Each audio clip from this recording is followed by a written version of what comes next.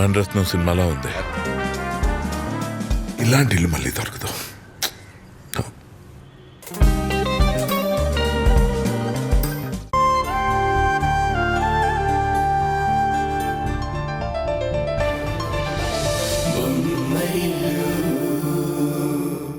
తరుణ్ నాకు అబద్ధం చెప్పడం ఏంటక్క? అసలు నువ్వేం మాట్లాడుతున్నావు?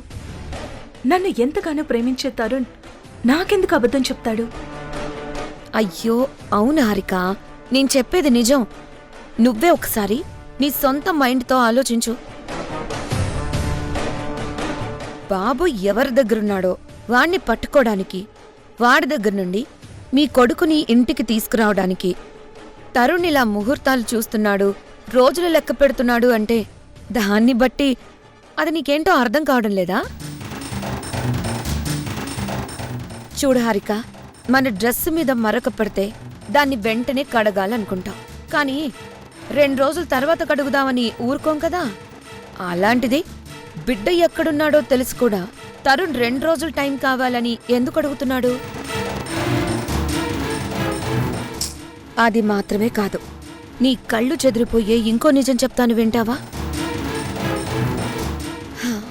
అదేంటంటే నీకు సునందకి ఒకే రాత్రి ఒకే హాస్పిటల్లో డెలివరీ అయింది. అప్పటిదాకా వరుసగా 4 పిల్లలు పుట్టి పురిట్లోనే చనిపోయిన ఆ సునందకి ఆ రోజు రాత్రి మాత్రం బిడ్డ దక్కాడు. అయితే అదే రాత్రి నీ కొడుకు మాత్రం చనిపోయాడని నీకు చెప్పాడు. ఇక్కడ ఇంకో విషయం చెప్పాలి. నీకు సునందకి జరిగిన డెలివరీస్ ని కోఆర్డినేట్ చేసిన నర్స్ కూడా ఒకరే. తన పేరు రజని. నువ్వొక్కసారి ఆ రోజు రాత్రిని గుర్తు చేసుకో. ఆ హాస్పిటల్లో నిజంగానే నీ బిడ్డ చనిపోయాడా, లేకపోతే చనిపోయిన బిడ్డని నీకు చూపించారా? ఎవరో కావాలనే ప్లాన్ ప్రకారం నీ బిడ్డని మార్చేశారా? ఇలా ఒకసారి ఆలోచించి చూడు.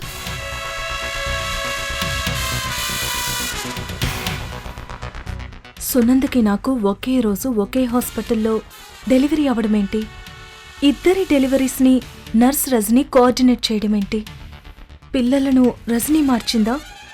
మురారి నా బాబేనా? ఇప్పుడు నీకింకొక విషయం చెప్తాను విను.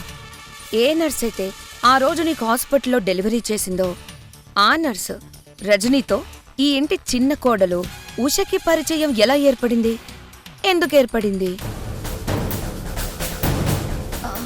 అసలు ఆ నర్స్తో మన ఉషకి ఏం పని? ఇదైనా నువ్వెప్పుడైనా ఆలోచించావా? ఉష ఎందుకు ఆ నర్స్ని రహస్యంగా కలుస్తుంది?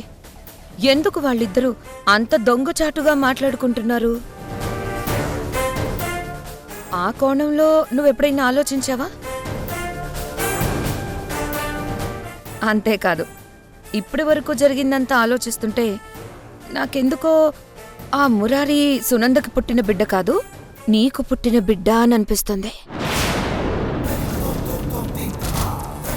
అవును హారిక, మురారి నీ కొడుకే అని నేను బలంగా నమ్ముతున్నాను. ఒక్కసారి వెనక్కి వెళ్ళి ఆలోచించి చూడు. మురారి పుట్టినప్పటి నుంచి సునంద దగ్గరే పెరుగుతున్నాడు కదా, కాని వాడు నిన్ను చూసిన ప్రతిసారి నువ్వు పిలిచినా పిలవకపోయినా, నువ్వు కళ్ళెదురుగా కనిపించినప్పుడల్లా నిన్ను చూసి ఎందుకు అంతలా మురిసిపోతున్నాడు?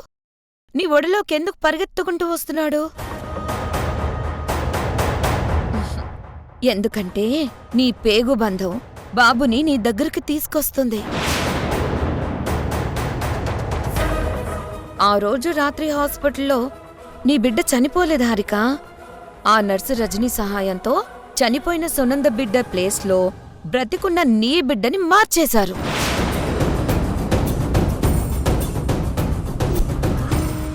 ఇవాళ సునంద చేతుల్లో ఎదుగుతున్న మురారి ఇన్నాళ్ళు నువ్వు ఏడుస్తూ ఎదురు చూస్తున్నా నీ కన్న కొడుకు హారిక. అవునా హారిక, నీ బిడ్డ ఎవరో కాదు, ఆ మురారియే.